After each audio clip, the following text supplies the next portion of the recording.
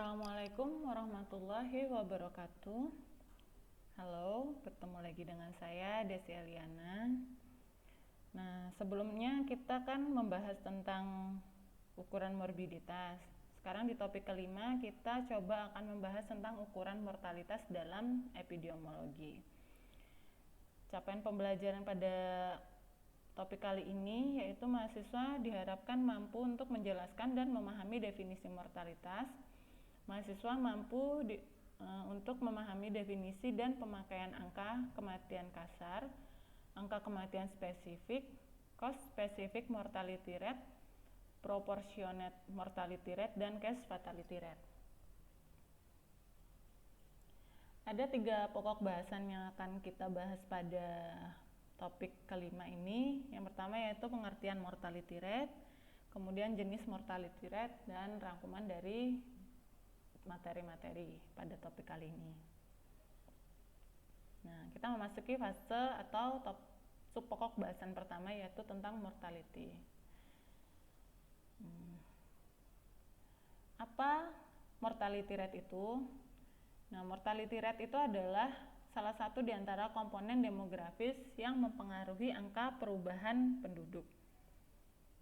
Kemudian, apakah ada hubungannya dengan kematian? Kalau dilihat dari definisinya, kematian adalah menghilangnya semua tanda-tanda kehidupan secara permanen yang bisa terjadi setiap saat setelah kelahiran hidup. Yang artinya, kematian di sini merupakan komponen demografis yang mempengaruhi mortality rate atau angka mortalitas dalam penduduk. Nah, ada 3 konsep daur kehidupan yang berhubungan langsung dengan kematian. Yang pertama adalah konsep daur hidup, yaitu lahir hidup. Lahir hidup di sini adalah kelahiran seorang bayi tanpa memperhitungkan lamanya dia di dalam kandungan, di mana si bayi setelah lahir menunjukkan tanda-tanda kehidupan, misalnya bernafas, ada denyut jantung, ada denyut tali pusat atau gerak-gerakan otot. Dan peristiwa keluarnya hasil konsepsi dari rahim seorang ibu secara lengkap tanpa memandang lamanya kehamilan. Kemudian konsep daur hidup yang kedua yaitu hidup itu sendiri adalah objek fisik yang mengalami proses biologis seperti metabolisme, mempertahankan hemostasis, kemudian memiliki kapasitas untuk bertumbuh, menanggapi rangsangan, bereproduksi, dan melalui seleksi alam beradaptasi dengan lingkungan mereka dengan generasi berturut-turut. Kemudian konsep daur kehidupan yang ketiga yaitu adalah mati, yaitu keadaan menghilangnya semua tanda-tanda kehidupan secara permanen yang bisa terjadi setiap saat setelah kelahiran hidup. Nah, maka dari teori tentang kematian atau 3 konsep daur hidup di atas tadi dapat disimpulkan bahwa ukuran mortalitas adalah suatu indeks atau angka yang digunakan sebagai dasar untuk menentukan tinggi rendahnya tingkat kematian suatu penduduk.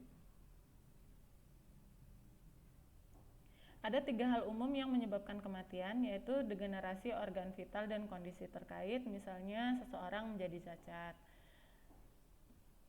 atau tidak berkemampuan untuk melakukan aktivitas yang produktif seperti seseorang yang kena stroke misalnya, atau cacat akibat kecelakaan. Kemudian status penyakit, kalau status penyakit misalnya seseorang yang terkena penyakit kronis seperti kanker atau penyakit jantung. Kemudian kematian akibat lingkungan atau masyarakat seperti bisa saja bunuh diri, kecelakaan, pembunuhan, bencana alam, dan sebagainya.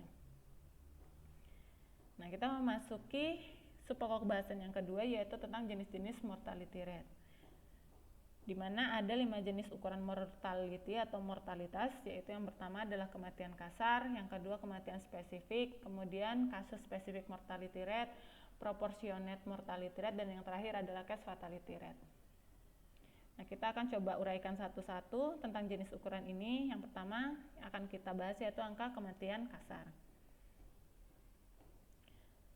Nah, angka kematian kasar ini merupakan gambaran kematian yang berdasarkan jumlah kematian dalam populasi tertentu dan waktu tertentu.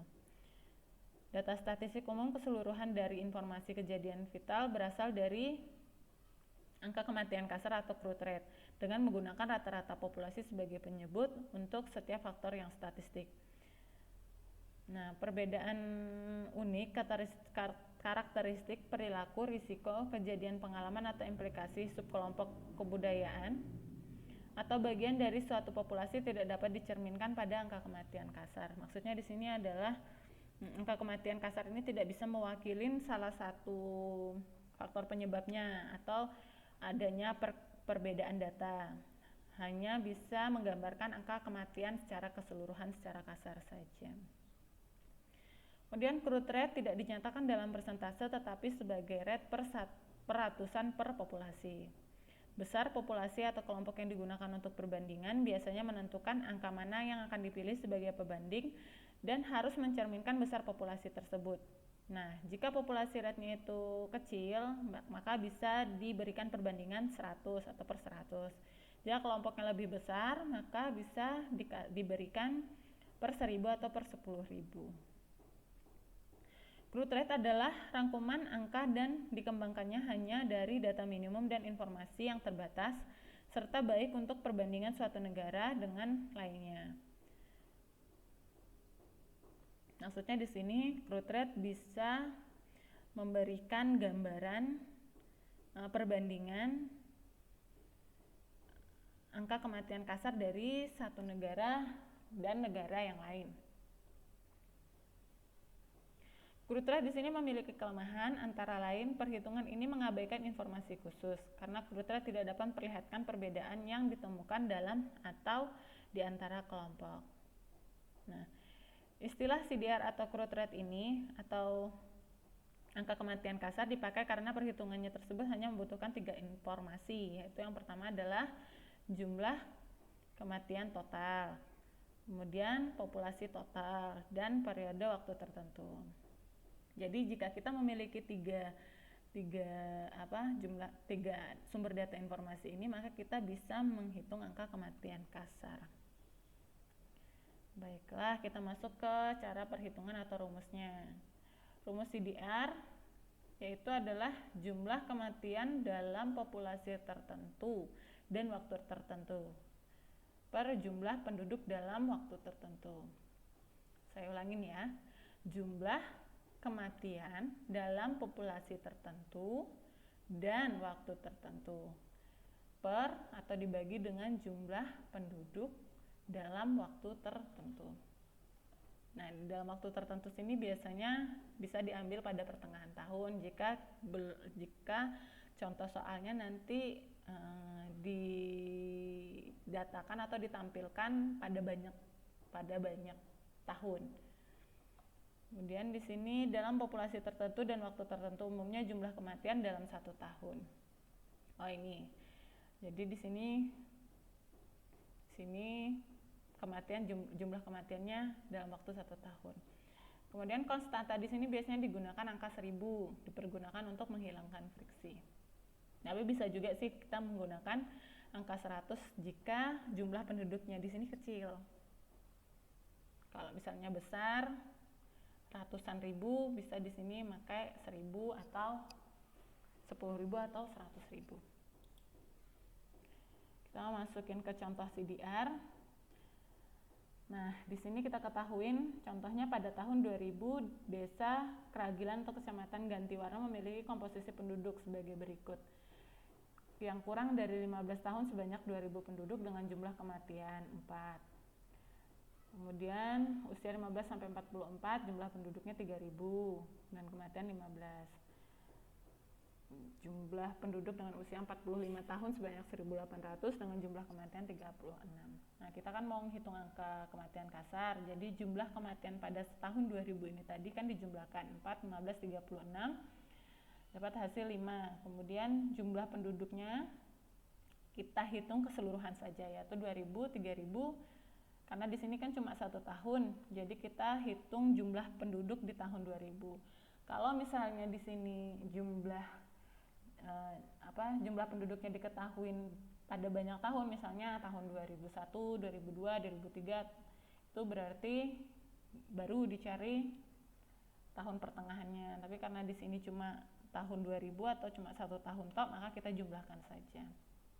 Nah, ini hasilnya. Nah, di sini ribuan penduduknya, maka kita kalikan 1000. Nah, hasilnya adalah 8 per 1000 penduduk. Berarti angka kematian kasar pada Desa Keragilan Kecamatan Gantiwarno adalah sebanyak 8 per 1000 penduduk. Kemudian kita memasuki jenis mortality rate yang kedua, yaitu angka kematian spesifik atau ASDR, atau yang sering disebut dengan specific mortality rate.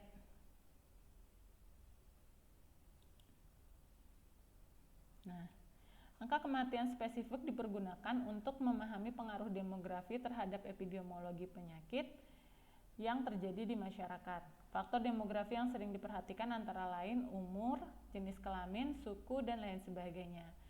Angka kematian spesifik ini bisa digunakan sebagai alat pembanding. Penggunaan faktor umur dalam angka kematian spesifik yang umum digunakan adalah angka kematian spesifik menurut umur atau disebut dengan age specific death atau ASDR, atau age specific mortality rate dengan rumus yang biasanya digunakan ini ya, jumlah kematian usia tertentu per jumlah penduduk usia tertentu dikalikan dengan K. Saya ulangi biar kita hafal.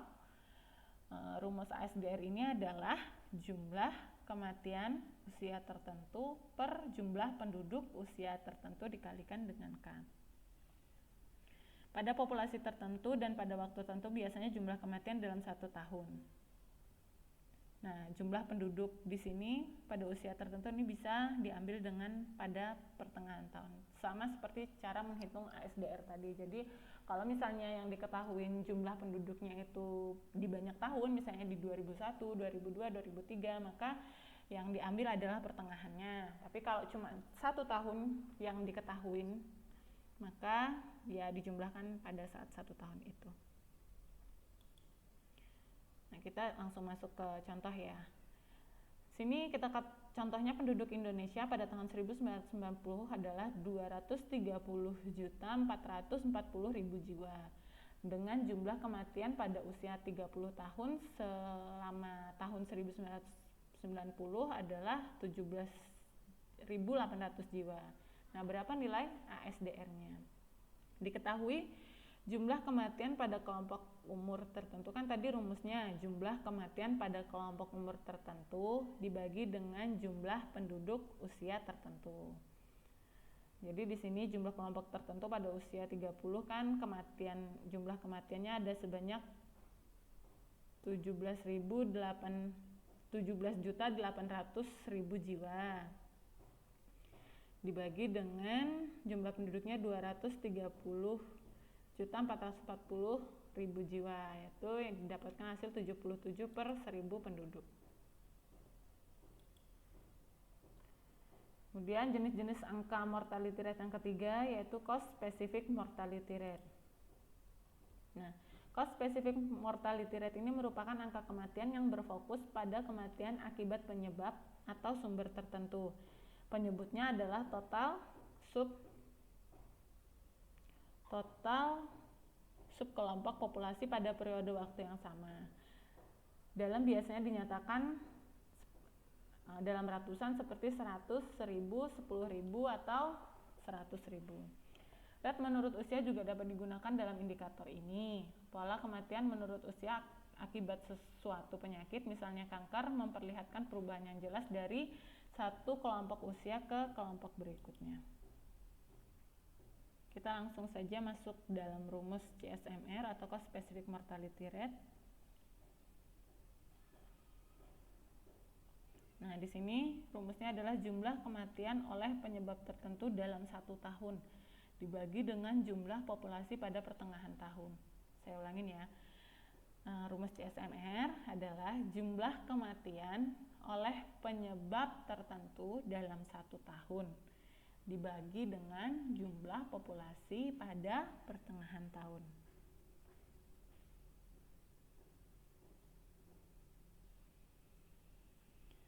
Jadi langsung masuk ke contoh. Selama tahun 2009 di tanah datar dilaporkan 9.000 kasus DBD. 100 diantaranya meninggal dunia, dan jumlah penduduk tanah datar adalah sebanyak 400.000 orang. Nah, rumus CSMR tadi adalah jumlah kematian oleh penyebab tertentu. Di sini di tanah datar pada tahun 2009 itu ada 100 orang meninggal dunia karena DBD. Berarti di sini numeratornya adalah 100 orang dibagi dengan jumlah populasi pertengahan tahun. Jadi di sini karena di sini hanya ada 1 tahun, berarti jumlah populasi pada tahun 2009 yang karena terkena DBD yaitu 9.000 kasus. Hasilnya adalah 9/100 orang. Kemudian jenis-jenis mortality rate yang selanjutnya adalah proportionate mortality rate atau yang sering disingkat dengan PMR. Nah, dalam kematian yang hanya ada akte kematian saja tuh sebenarnya keadaan seperti itu PMR masih bisa digunakan. Kalau misalnya tidak ada data kematian ya tidak bisa digunakan PMR. Nah, di sini angka PMR dinyatakan sebagai angka kematian akibat penyakit atau penyebab khusus dalam periode waktu tertentu per 100 atau 1000 atau 10.000 kematian di tahun atau periode yang sama. Jika PMR digunakan untuk membandingkan perbedaan antara kelompok yang berbeda atau antar periode waktu yang berbeda, ada beberapa kelemahan yang perlu diperhatikan. Jika populasi yang berbeda memiliki penyebab penyakit yang beragam yang dapat mengakibatkan kematian, dan jika angka kematian dibandingkan dengan menggunakan PMR, maka hasilnya akan menunjukkan penyimpangan. Kita coba ilustrasikan kelemahan PMR di dalam contoh berikut ini. Ada 2 kota memiliki jumlah populasi 1 juta orang. Angka kematian dari semua penyebab ada di pusat kota dan di pinggiran kota. Di pusat kota adalah 400 atau 40 per 100.000 penduduk. Jumlah kematiannya berarti ada 40 orang per 100.000 penduduk. Kemudian di pinggiran kota ada 900 orang meninggal atau 90 per 100.000 penduduk. Nah, angka kasus kanker di kedua kota tersebut adalah 4 per 100.000 penduduk atau 40 kematian per kota. Risiko kematian akibat kanker di kedua kota ini sama, tapi penyebabnya bisa saja berbeda. Kenapa seperti itu? Kita lihat di sini ya. Persentase semua kematian akibat kanker merupakan angka rasio kematian proporsional untuk masing-masing kota.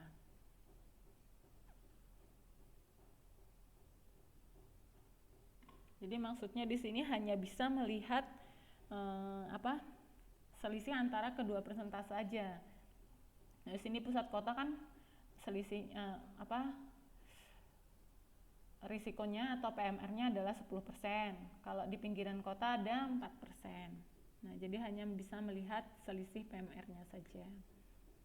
Tapi meskipun jumlahnya itu sebenarnya sama, kematian dari semua ini bisa saja berbeda akibatnya. Ini kan resiko akibat kankernya sama, tapi penyebabnya bisa saja berbeda. Nah, kenapa seperti itu? Karena selisih antara kedua persentase PMR tidak dapat memperlihatkan risiko kematian akibat kanker pada kedua kota tersebut, meskipun jumlahnya sebenarnya adalah sama. Tetapi proporsi ini dapat membantu pihak perencana kesehatan atau ahli epidemiologi untuk bisa memastikan manakah penyebab kematian atau penyakit yang dapat mengakibatkan kematian dan manakah yang memerlukan investigasi lanjut. Kita langsung masuk ke contoh soal PMR ya. Di sini diketahui desa Sendang Sono terjadi wabah DBD atau DHF pada tahun 1999. Data demografi diambil di Puskesmas Pembantu Desa Ngino, yaitu sebagai berikut. Jumlah penduduk 5.300 jiwa. Jumlah kematian selama tahun 1999 adalah 168 orang. Kemudian pada bulan September terjadi kasus DBD sebanyak 244 orang. Dari seluruh penderita tersebut yang meninggal sebanyak 61 orang. Selain pada bulan September tidak ditemukan kasus DBD. Kemudian hitunglah jumlah PMR-nya. Tadi rumus PMR tadi kan mana ya tadi ya, sebentar.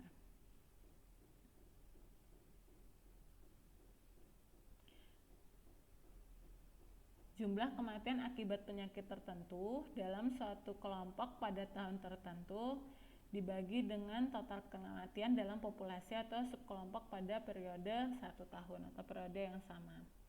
Berarti di sini kalau kita lihat jumlah kematian akibat DBD di sini ada berapa? Ada 61 orang di tahun 1999. Berarti 61 orang dibagi dengan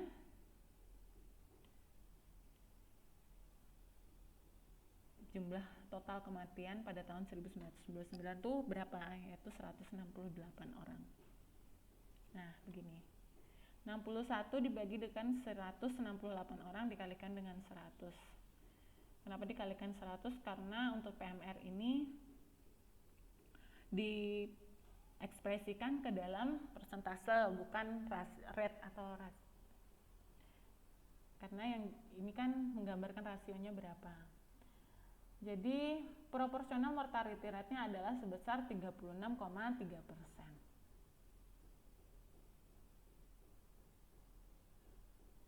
Next ya. Kemudian jenis-jenis mortality rate selanjutnya adalah case fatality rate.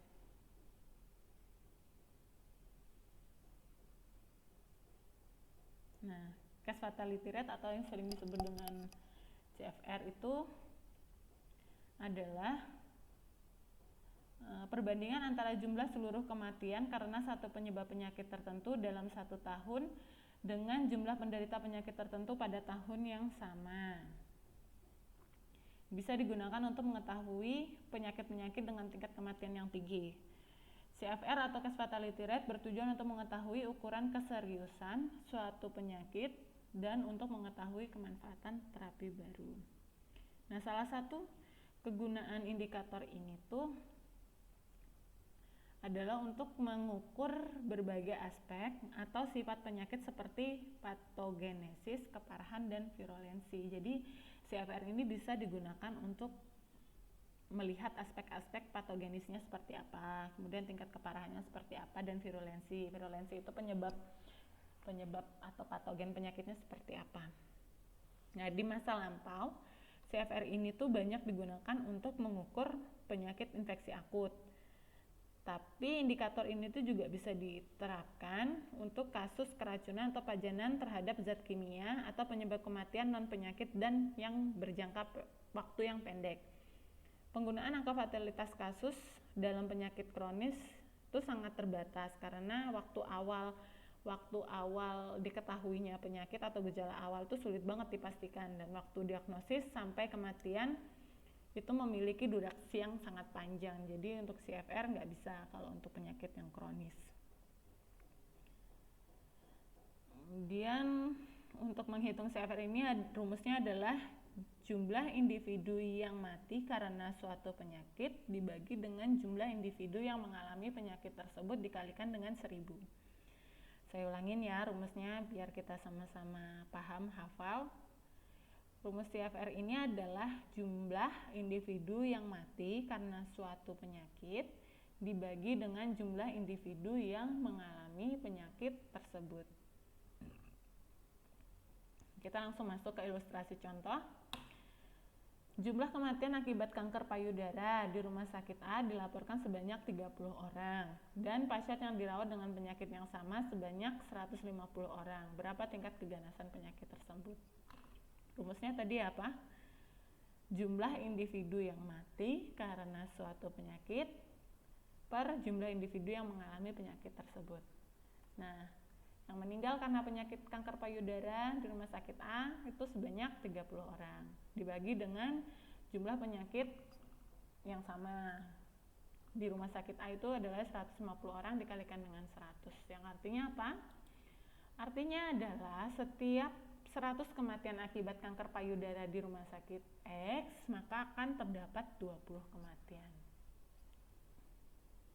Seperti itu. Terus kita akan memasuki subpokok bahasan yang terakhir, yaitu rangkuman.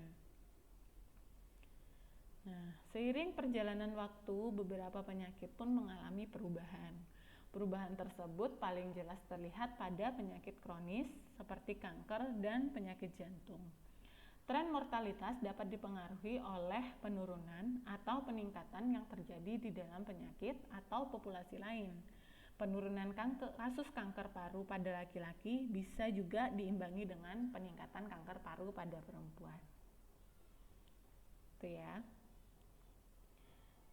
Jadi itu tadi yang bisa saya sampaikan. Penting kita ingat bahwa ukuran mortalitas ini adalah suatu ukuran epidemiologi yang dapat mempengaruhi seberapa urgent atau seberapa penting suatu penyakit atau kasus yang ada di wilayah terdampak, dan dapat juga membantu para ahli epidemiologi untuk bisa menentukan skala prioritas masalah kesehatan yang harus ditanggulangi terlebih dahulu.